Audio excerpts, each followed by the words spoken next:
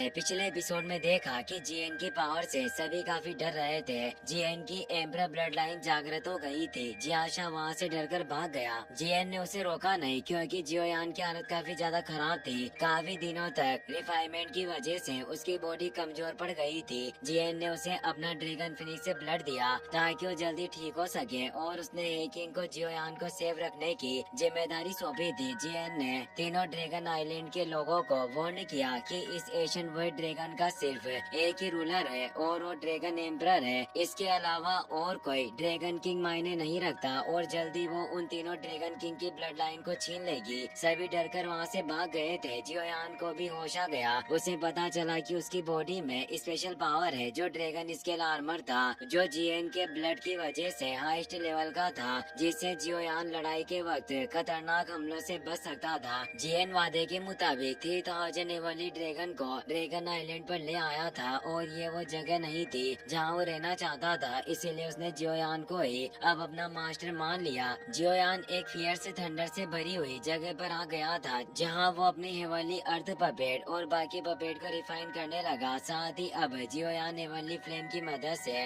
उस थंडर को रिफाइन कर रहा होता है ताकि वो इससे अपनी पावर को बढ़ा पाए। जियोयान की हेवनली फ्लेम ने एक जायंट लोटस रूप ले लिया जिससे वो बड़ी मात्रा में थंडर को एजो कर रहा होता है।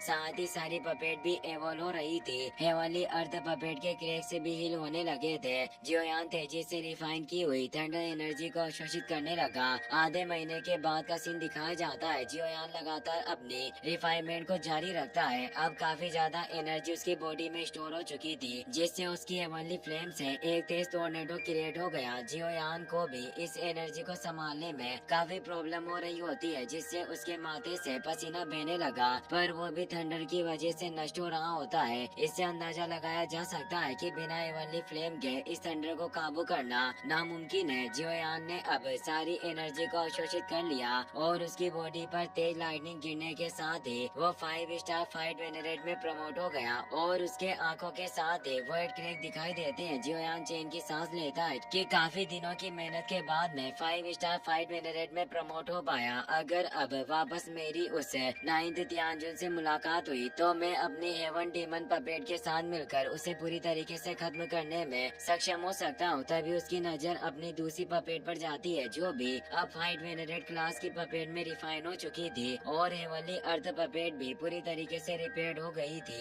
वास्तव में इस जगह पर आने से मुझे दोहरे लाभ मिले हैं जिससे वो खुश हुआ कि आज का दिन उसके लिए वाकई काफी अच्छा था। पर तभी उसे तालाब के नीचे से तेज एनर्जी फ्लक्चुएशन महसूस होते हैं पर कोई भी बाहर नहीं आ रहा होता, जिससे उसे लगता है कि क्या ये सिर्फ मेरा भ्रम हो सकता है। अब वो वहाँ से निकलने वाला था इसीलिए वो सभी पपेट को वापस अपने पास रख लेता है, लेकिन तभी उस तालाब में से एक ओल्ड मैन बाहर आता है जो घायल हालत में था और उसकी पावर हाफ फाइट संत रियल्म के आसपास थी। उसके पीछे थंडरबोल्ट क्रिएचर्स पड़े होते हैं जो काफी रेयर क्रिएचर होते हैं जो पूरे कॉन्टिनेंट में कुछ ही एरिया में दिखाई देते हैं क्योंकि हजारों सालों की लाइटनिंग से बॉर्न होते हैं और ये अभी एशियन वर्ल्ड ड्रैगन ट्राइब के बाहरी इलाके में होने से काफी पावरफुल थे जिनसे वो ओल्ड मैन बचकर भाग रहा होता है। जियोयान समझ जाता है कि वो इन थंडरबोल्ट मॉन्स्टर्स का सामना नहीं कर सकता, इसीलिए वो भी जल्दी से जान बचाकर भागने लगता है। पर उन थंडरबोल्ट मॉन्स्टर्स का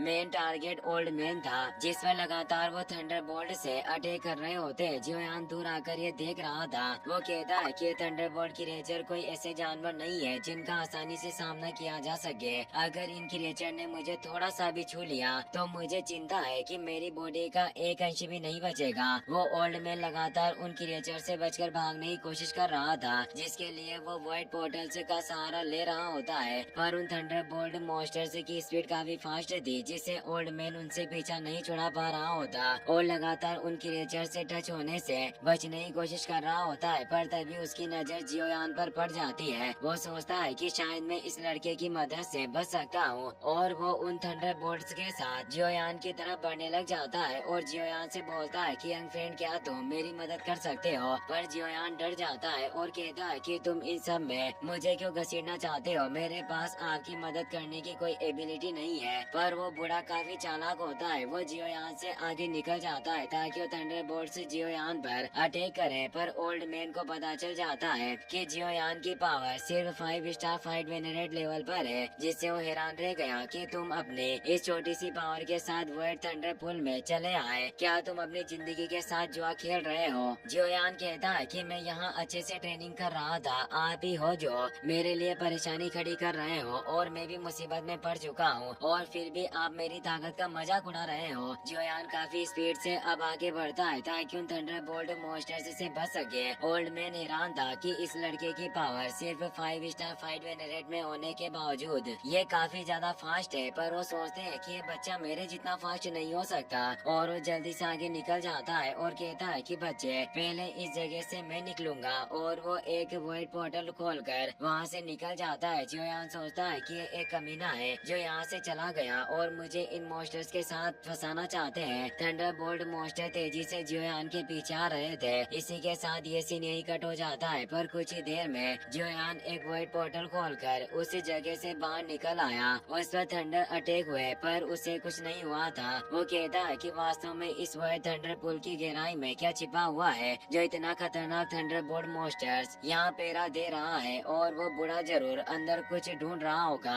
और यहाँ तक कि उसने उस क्रिएचर्स को मेरे पीछे लगा दिया। ये सब काफी डरावना था। तभी वो ओल्ड मैन वहाँ जाता है। जियोयान उससे डर रहा था इसीलिए वो तेजी से दूर हो गया। ओल्ड मैन कहता है कि लड़के तुम्हारी स्पीड इतनी भी खराब नहीं, तुम काफी जल्दी उस जगह से बाहर निकल आए। जियोयान कहता है कि तुम्हारी वजह से ही मैं उस प्रॉब्लम में फंसा और आप ही मेरे पास उन थंडरबोल्ट मॉन्स्टर को लाए थे। मुझे आपका चरित्र बिल्कुल भी अच्छा नहीं लग रहा। ओल्ड मैन बताता है कि मैंने कभी ऐसे व्यक्ति की उम्मीद नहीं की थी जो इतनी कम पावर से इस वर्ल्ड थंडर पुल में आने की हिम्मत रखता हो। इसीलिए मुझे माफ करना कि मेरी वजह से तुम संकट में पड़े। जियोयान को समझ नहीं आता कि आखिर ये कैसे ढीले कैरेक्टर का सन की बुड्ढा है जो हर पल बदल रहा है, पर इस ओल्ड मैन की ताकत कम से कम मेरे मास्टर के लेवल के आसपास होनी चाहिए। इसीलिए मैं इससे उलझ नहीं सकता, मुझे इससे अभी के लिए दूर रहना होगा। और वहाँ से निकल जाता है, पर ओल्ड मैन उसे जाने नहीं देना चाहता। वो जल्दी से जियोयान के पास आ जाता है और कहता है कि लड़के इस थंडर पुल में रहने वाले क्रिएचर्स काफी अजीब हैं और वो इस थंडर पावर से ही कंडेंस होकर बने हैं, इसीलिए उन्हें डायरेक्ट एसो करके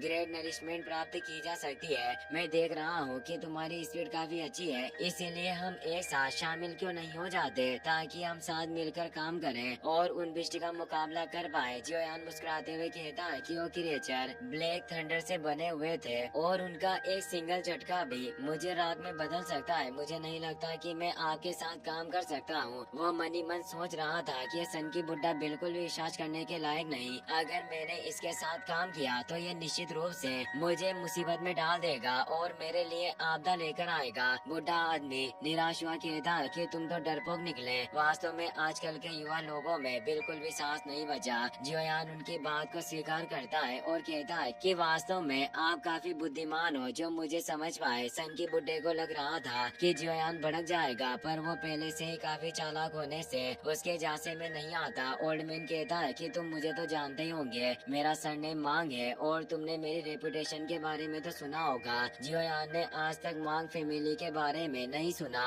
इसलिए वो बोलता है कि मैं आपके बारे में नहीं जानता। तो वो और ज्यादा निराश हो जाते हैं और कहते हैं कि वाकई तुम एक मूर्ख लड़के हो, इसीलिए अब तुम इस जगह से जा सकते हो और मैं भी यहाँ से निकल रहा हूँ। लड़के तुम्हारी पावर इतनी खराब भी नहीं है, लेकिन अगर तुम मेरे पीछे नहीं आना चाहते तो तुम्हें कड़ी मेहनत करनी होगी। और वहाँ से चले जाते हैं। तभी वहाँ है किंग भी आ जाते हैं जो कहते हैं कि यंग फ्रेंड, अभी हाल ही में मैंने एक पावरफुल एनर्जी टर्ब्यूलेंट को फील किया, तुम ठीक तो हो ना? मुझे काफी फिक्र हो रही थी। जियोयान कहता है कि वो सिर्फ एक छोटा सा एक्सीडेंट था और कुछ नहीं है, कि आपको चिंता करने की कोई जरूरत नहीं। वो कहते हैं कि मैं तो डर ही गया था क्योंकि ड्रैगन एम्परर जीएन ने आपको सेफ रखने की जिम्मेदारी मुझे सौंपी थी। अगर आपको कुछ हो जाता तो शायद ड्रैगन एम्परर जीएन मेरी खाल उधेड़ देती, इसीलिए अब हमें चलना चाहिए। और दोनों वहाँ से एक वर्ल्ड पोर्टल के थ्रू निकल जाते हैं। वो ओल्ड मैन भी ये सब सुन रहा था। वो कहता है कि यह लड़का एशियन वर्ल्ड ड्रैगन क्लैन का साथी है। आखिर इस लड़के के जैसा आम आदमी एशियन वर्ल्ड ड्रैगन क्लैन के साथ कैसे जुड़ सकता है? और इसका नाम जियोयान था, जो मुझे थोड़ा सा जाना पहचाना सा लग रहा है। वहीं अब हम ड्रैगन पैलेस में जीएन को देखते हैं जो अभी भी ड्रैगन फिनिक्स से ओरिजिन फ्रूट की बची हुई एनर्जी को कंज्यूम करने में लगी हुई थी। जियोयान है किंग के साथ वहाँ जाता है और उन्हें रेस्पेक्ट देते हैं। जूली हैरान होते हैं कि इतने कम समय में जियोयान 5 स्टार फाइट विन रेट में पहुँच गया, पर वो उन्होंने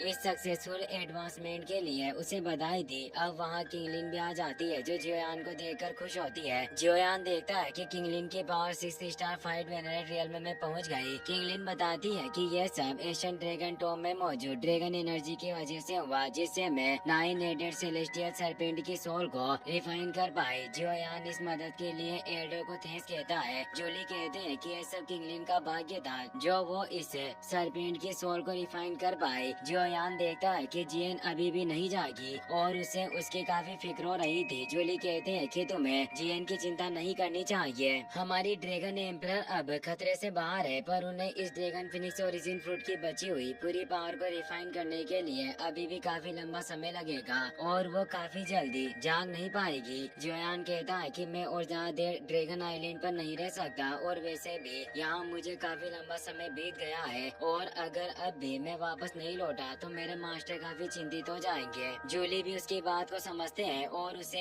एक जेट स्लिप देते हुए कहते हैं कि अगर तुम फिर कभी हमारे ईस्ट ड्रैगन आइलैंड पर आना चाहते हो तो बस इस जेट स्लिप को क्रश कर देना, जिससे हमारी दुनिया के स्पेशल स्पेस में स्पेशल चैनल ओपन हो जाएगा और आप यहाँ पाओगे। अब वो दोनों उनसे विदा लेकर वहाँ से निकल जाते हैं। वही हम फाइलिंग स्टार पवेलियन में मास्टर याओ लाओ और फेंग जियान को देखते हैं जो जियोयान का इंतजार कर रहे थे। याओ लाओ को एहसास हो जाता है कि जियोयान वापस आ रहा है। तभी जियोयान और किंगलिन वहाँ जाते हैं और वो दोनों ने रेस्पेक्ट देते हैं। फेंग जियान को एहसास होता है कि जियोयान की पावर पहले से काफी बढ़ गई है और किंगलिन की पावर में भी काफी वृद्धि हुई थी, इसीलिए वो बोलते हैं कि इस ट्रिप से शायद तुम्हें काफी लाभ मिला। जियोयान कहता है कि मैं एशियन वर्ल्ड ड्रैगन में कुछ मामलों को सुलझाने के लिए चला गया था और वहाँ मुझे कुछ अच्छे अवसर मिले जिससे मैं अपनी पावर को बढ़ा पाया और मेरी ताकत अब 5 स्टार फाइट में रियल्म में पहुँच चुकी है। फेंग जियान बोलते हैं कि तुम वाकई काफी ज्यादा इम्प्रेसिव हो। एशियन वर्ल्ड ड्रैगन ट्राइब के साथ इस तरह की कनेक्शन रखना वाकई कोई छोटी बात नहीं। याओ लाओ भी बोलते हैं कि जियोयान तुम काफी अच्छे समय पर लौट कर आए हो क्योंकि मुझे एक गुड न्यूज मिली है। जियोयान पूछता है कि आखिर कौन सी खबर है जो इतनी ज्यादा अच्छी है। वो बताते हैं कि मुझे प्यूरिफाइंग लोटस डीमन फ्लेम के बारे में जानकारी मिली। जियोयान इससे चौंक गया क्योंकि उसे हासिल करना चाहता था। इसी के साथ ये एपिसोड यहीं पर खत्म हो जाता है। वीडियो पसंद आया हो तो लाइक करना और अपने दोस्तों के साथ शेयर करना ना भूलें। Thanks for watching.